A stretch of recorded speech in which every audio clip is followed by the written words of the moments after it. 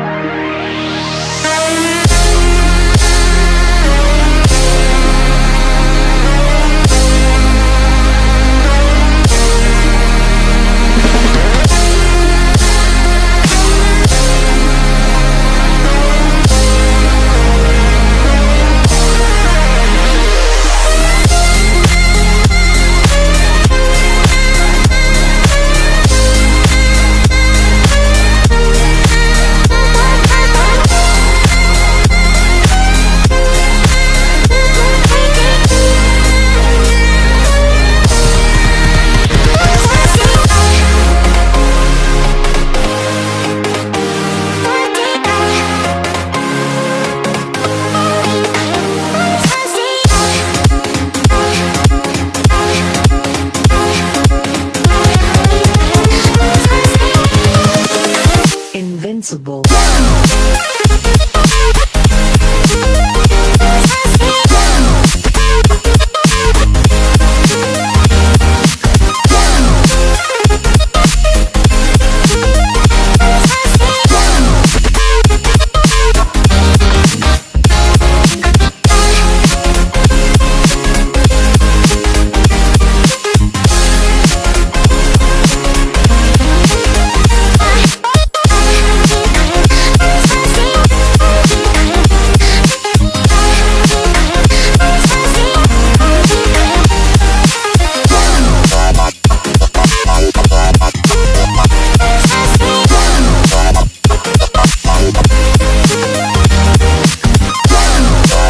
जैसे कि आपने वीडियो पूरा देख ही लिया होगा, तो मैंने ये वाली ड्राइंग बनाई थी।